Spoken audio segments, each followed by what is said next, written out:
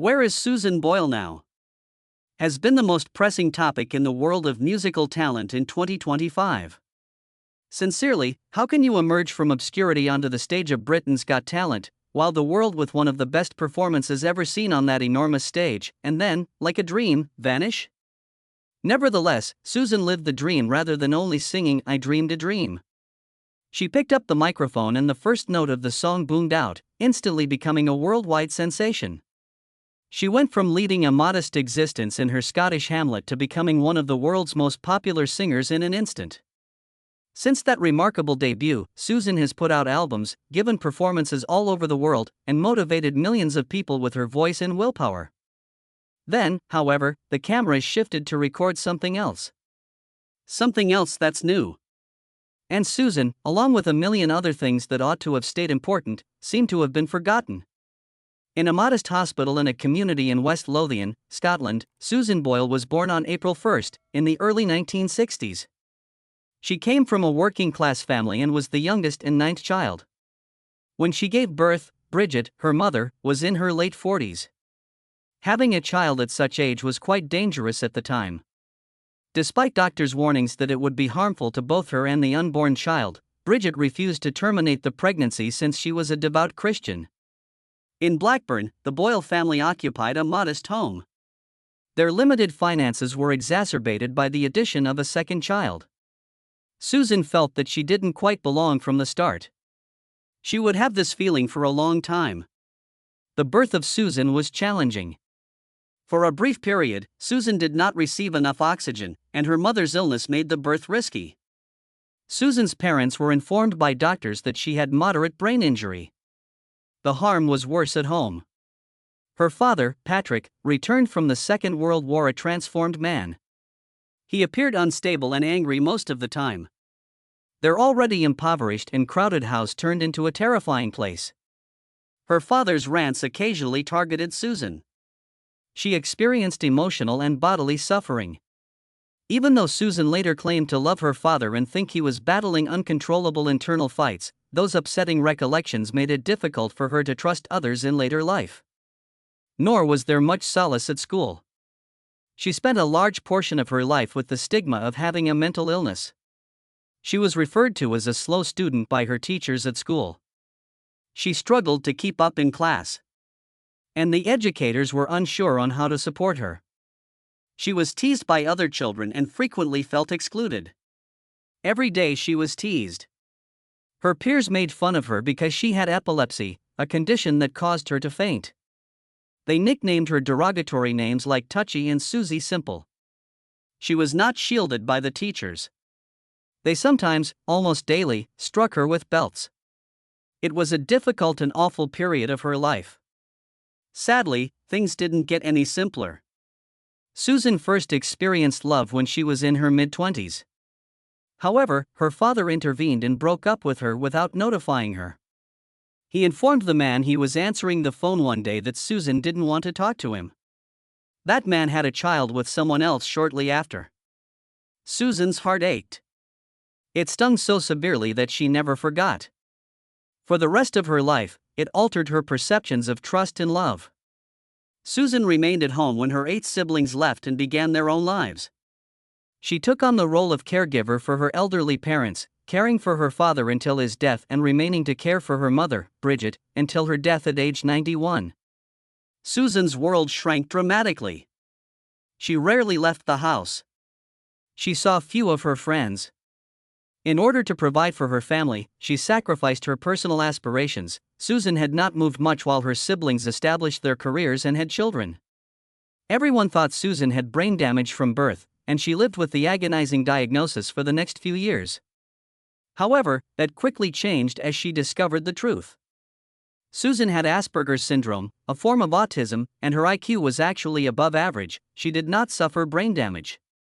The previous assumption about her had been incorrect. Everything finally made sense after learning this new truth. For the first time, Susan was able to see herself clearly and without the hideous cloak that had deformed her. She felt relieved. She recorded the song Cry Me a River for a charity CD in the late 1990s. There were just 1,000 copies produced. The local newspaper described her performance as devastating and praised her voice, but hardly anyone outside of her village heard it. Her gift was unknown to the world. Not yet, anyhow. Susan recorded a demo cassette that year using all of her savings. She accompanied his song with Cry Me a River and Killing Me Softly. She distributed the tapes to television programs and record labels across the nation. Nobody replied. No one ever heard the tapes again. Susan was devastated. Nobody seemed interested in listening to her voice.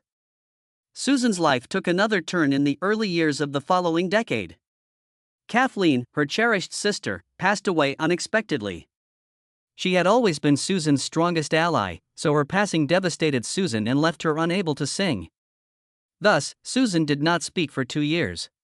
She stopped taking music classes, stopped performing, and shunned anything that made her think of music. Sharing her voice with the world was something Kathleen had always encouraged. That voice was gone now, as was her sister's voice. Susan gradually resumed singing a few years later, but by that time, her life had altered. She was now concentrating on taking care of her mother, who was in her late 80s and required daily assistance. Susan cooked, cleaned, and looked after Bridget in their tiny home. Bridget kept Susan alive in exchange. "You have a gift, Susan, and you have to use it," she would always say. Susan found solace in those words and this connection to her mother. The one thing that kept Susan dreaming even after she had nearly given up on her own dreams was her mother's faith in her. She made the decision to act bravely. She made an audition for the TV program My Kind of People. She didn't make it on television, despite the fact that this was her first genuine opportunity to be seen by people nationwide. She continued to sing at home and at small local venues despite the bitter rejection. She persisted in pursuing her dream. Susan experienced yet another devastating heartbreak in 2007. Bridget, her mother, died at the age of 91. For Susan, it was like the end of the world again.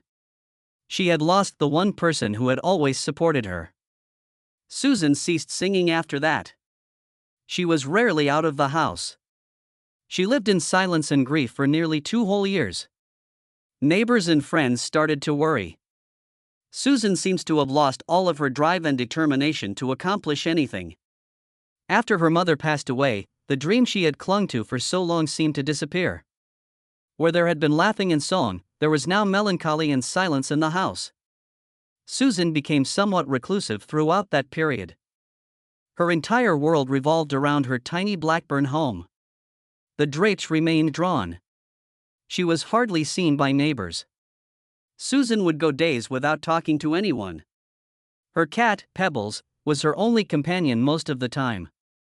She stopped caring about her appearance and stopped attending church and gatherings. The once love-filled house had turned into a place of sorrow. And it remained like way until Susan began to gradually change on the inside. Susan had promised herself that she would strive to give the world a voice before her mother died. She made the decision to honor that pledge in 2008. She would try out for Britain's Got Talent, a television program. She was 47 years old at the time. She was unemployed. It didn't matter that she had never performed outside of her little town. She was adamant about following her mother's instructions. She therefore completed the application and traveled to Glasgow for the audition. She felt afraid. Despite her self-doubt, she went. "I wanted to show myself and everyone else that I could succeed," Susan later stated. Everything changed because of that one courageous deed and that commitment. It turned into the beginning of one of the most incredible tales in entertainment history. Nobody paid any attention to Susan as she mounted the stage at Glasgow's Clyde Auditorium that April in 2009. She was 47 years old, with disheveled hair, and a simple gold lace dress. The audience's laughter was captured on camera, demonstrating that they were not expecting anything exceptional from the individual in front of them. Piers Morgan, Amanda Holden, and Simon Cowell, the judges, exchanged doubtful glances.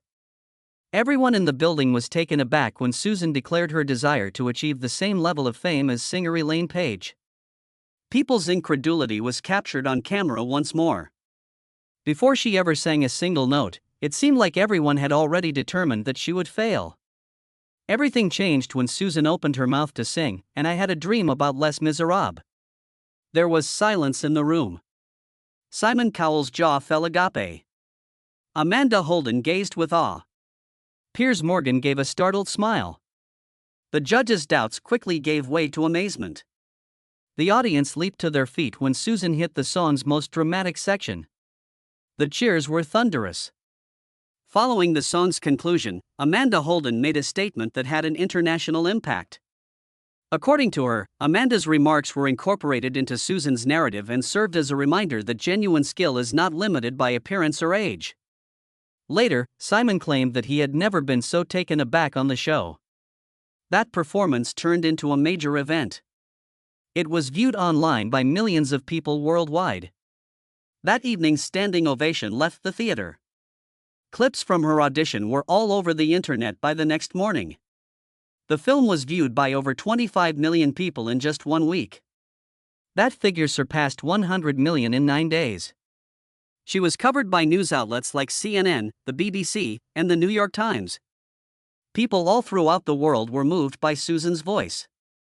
Susan's audition turned into a representation of optimism and defying flimsy entertainment industry norms. In one night, Susan's life was transformed. Online, celebrities like Ashton Kutcher and Demi Moore discussed her. She was the most talked about individual on social media by the middle of April.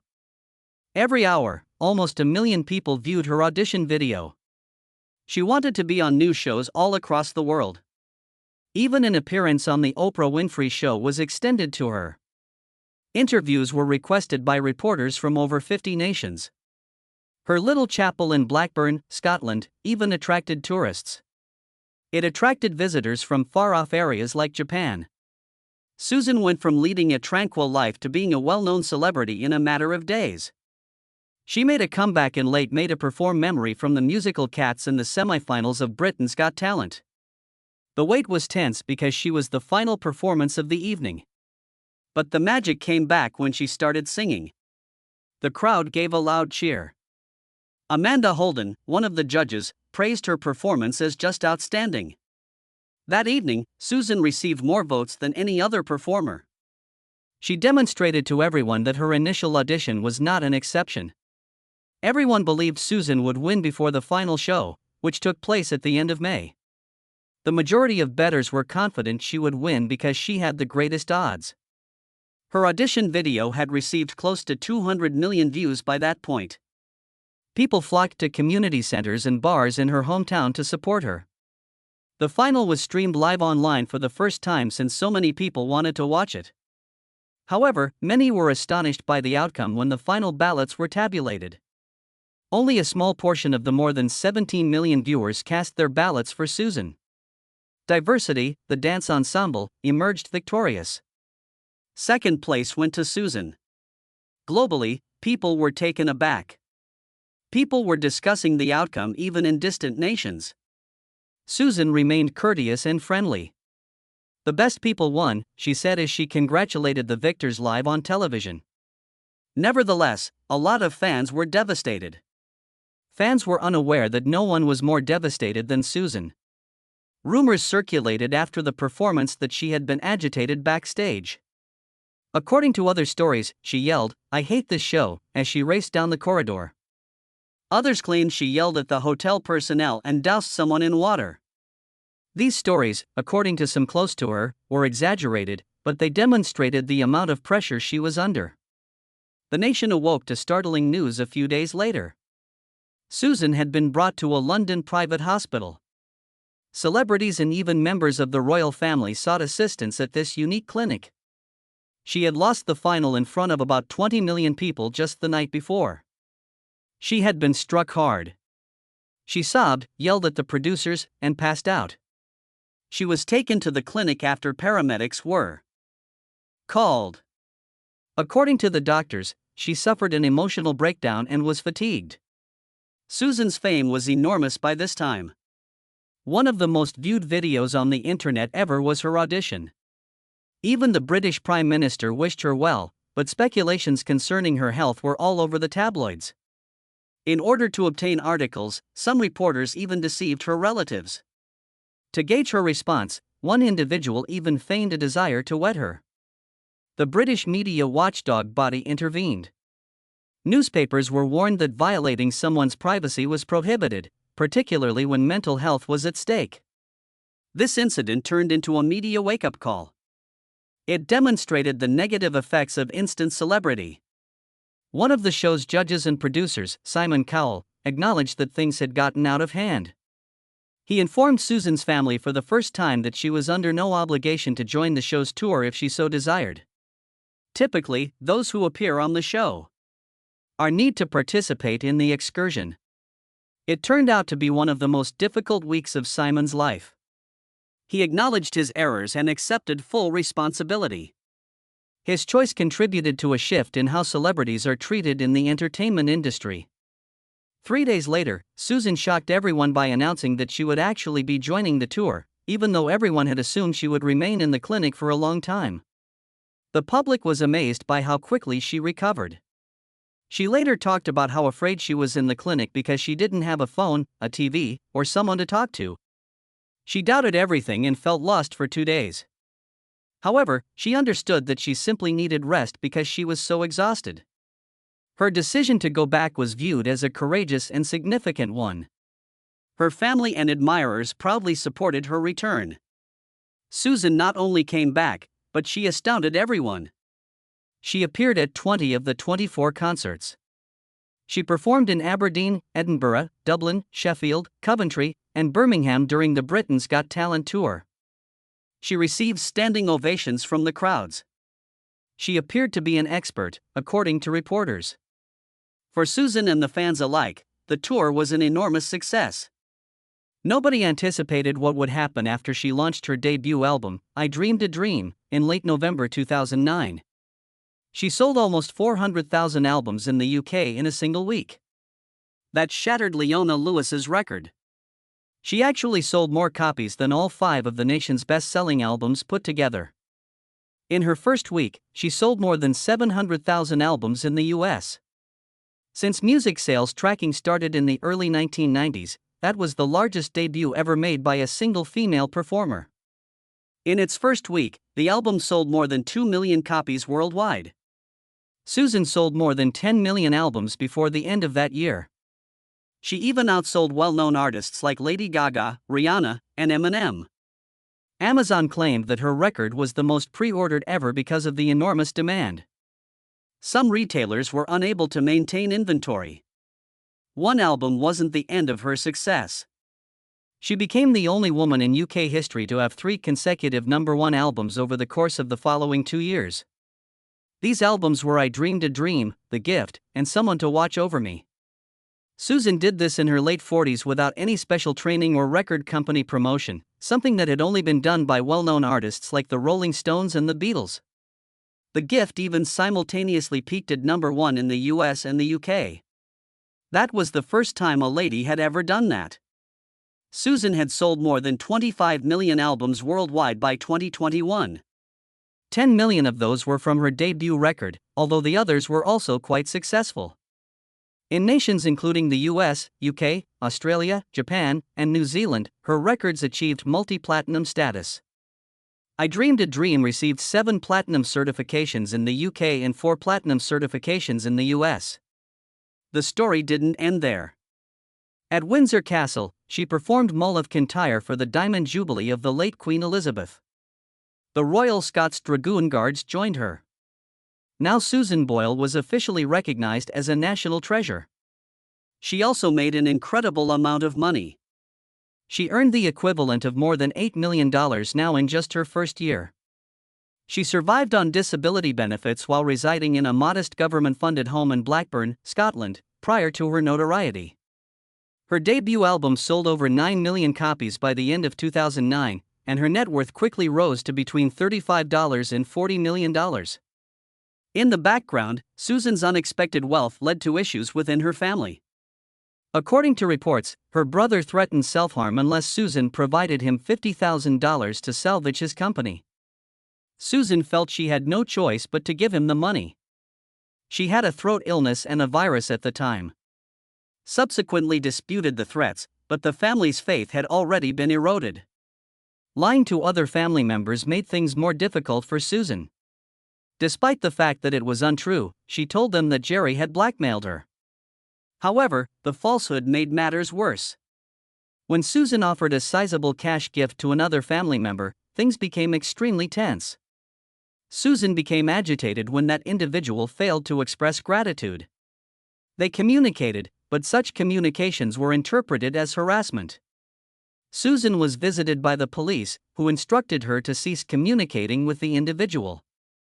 Susan had donated about $2 million to her family over the years, but rather of bringing them closer together, the money served to drive them more apart.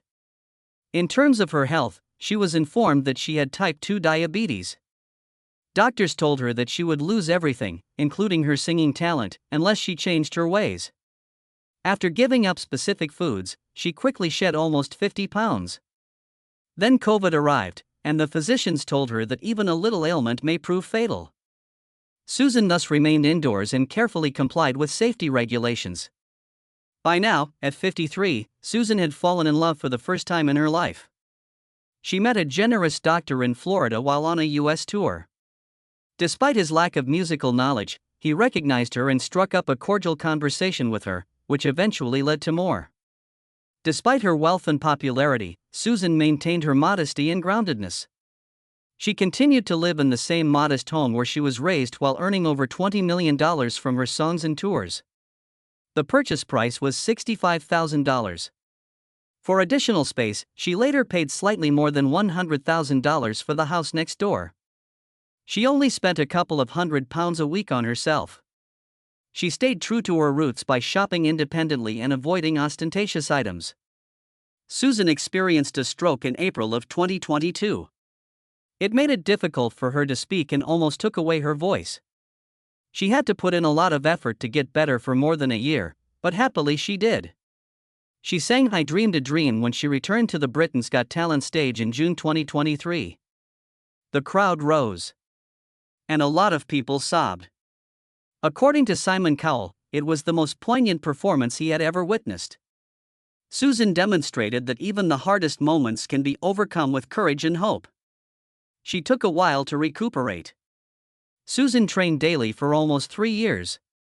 To regain strength in her left side, she engaged in physical activities, vocal exercises, and speech therapy.